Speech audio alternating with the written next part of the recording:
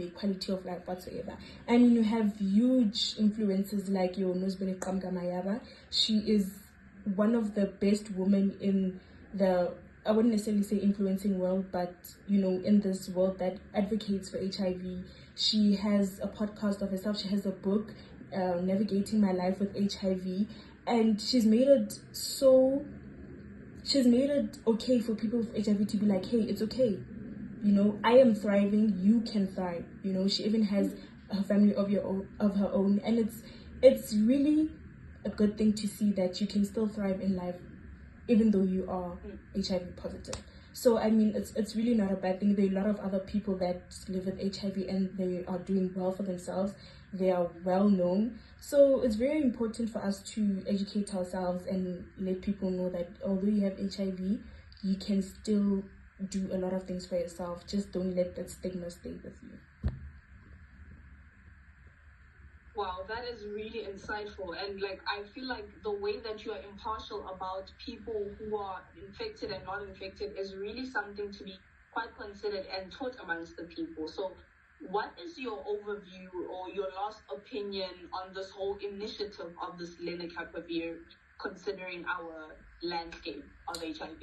I think before this drug is really executed and is in the works, they need to actually sit down and do extensive research, not just amongst themselves as medical boards or medical doctors and researchers, but amongst the HIV community as well, and find out how exactly can this drug be rolled out into the community and how it can help them, and also take into factors that as much as they know more and they do more of the work than the other people that are not in the medical field, HIV, people that are infected with the HIV, that community can do a lot in terms of how the medication can work on them, and also even people that are not infected as well should be included into the initiative as well. Find out people's opinions, how they can also have medical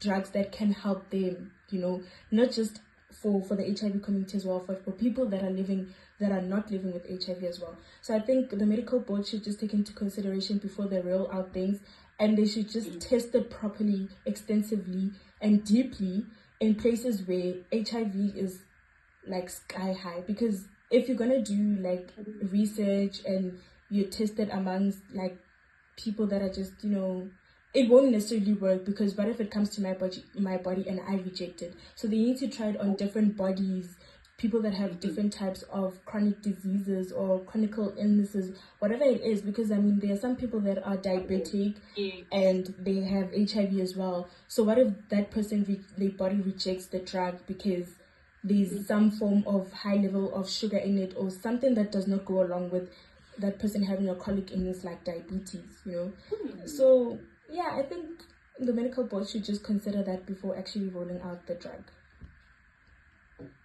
No, Itumeleng, I am very thankful for your insight, Mama. Thank you for your time. I think that is the end of our interview. It's a pleasure. Thank you so much for also having me and be part of this interview and research. You're welcome. You're most welcome.